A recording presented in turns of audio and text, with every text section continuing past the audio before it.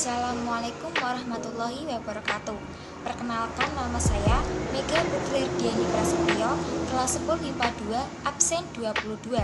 Di video ini saya akan menjelaskan tentang wawasan Nusantara dalam konteks Negara Kesatuan Republik Indonesia.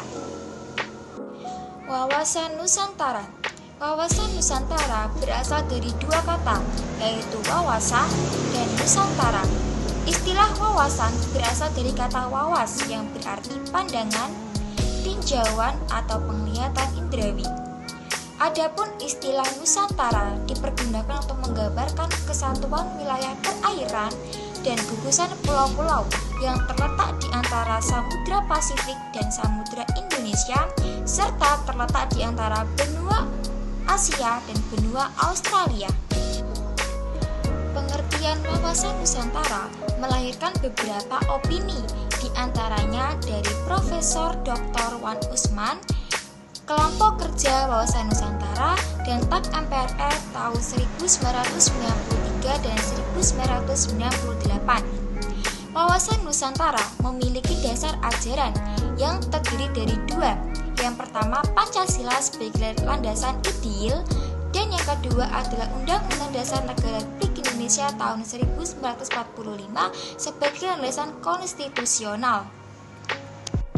Selain dasar ajaran, wawasan Nusantara juga memiliki unsur dasar yang terdiri atas tiga. Yang pertama, wadah. Wadah meliputi wujud wilayah, tata inti organisasi, dan tata kelengkapan organisasi. Yang kedua ada isi wawasan Nusantara, dan yang ketiga ada tata laku wawasan Nusantara. Hakikat wawasan Nusantara. Hakikat wawasan Nusantara adalah keutuhan Nusantara dalam pengertian cara pandang cara menyeluruh dalam lingkup Nusantara demi kepentingan nasional. Wawasan Nusantara memiliki dua arah pandang. Yang pertama, arah pandang ke dalam dan arah pandang keluar. Asas wawasan Nusantara.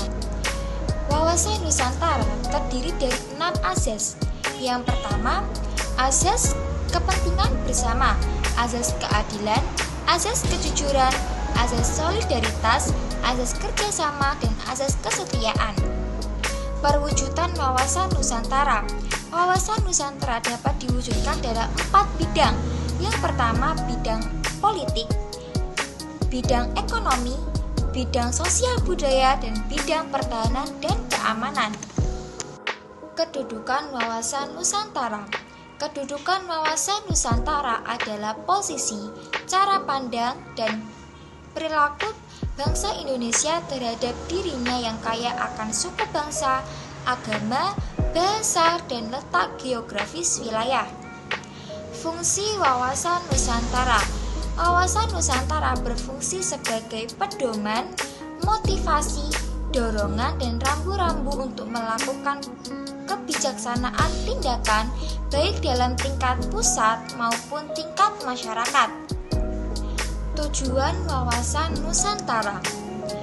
Tujuan wawasan Nusantara secara nasional dapat dilihat dalam pembukaan Undang-Undang Dasar Negara Republik Indonesia tahun 1945 yang berbunyi untuk melindungi segenap bangsa Indonesia dan seluruh tumpah darah Indonesia, dan untuk mewujudkan kesejahteraan umum, mencerdaskan kehidupan bangsa, dan ikut melaksanakan ketertiban dunia yang berdasarkan kemerdekaan, perdamaian abadi, dan keadilan sosial. Aspek-aspek pembangun wawasan Nusantara. Wawasan Nusantara terdiri dari dua aspek. Yang pertama, aspek Trigatra yang meliputi aspek geografi, aspek kekayaan alam, dan aspek kependudukan. Yang kedua ada aspek Pancagatra. Aspek Pancagatra meliputi aspek ideologi, aspek ekonomi, aspek politik, aspek sosial budaya, dan aspek pertahanan dan keamanan. Wawasan Nusantara juga memiliki hubungan antar gatra. Hubungan antar gatra adalah hubungan antara aspek-aspek wawasan Nusantara yang berkaitan secara utuh dan menyeluruh. Peran serta warga negara dalam mendukung implementasi wawasan Nusantara. Peran warga negara dalam implementasi wawasan Nusantara dapat dilakukan dalam 4 bidang. Yang pertama, bidang politik, ekonomi, sosial, budaya, dan pertahanan keamanan.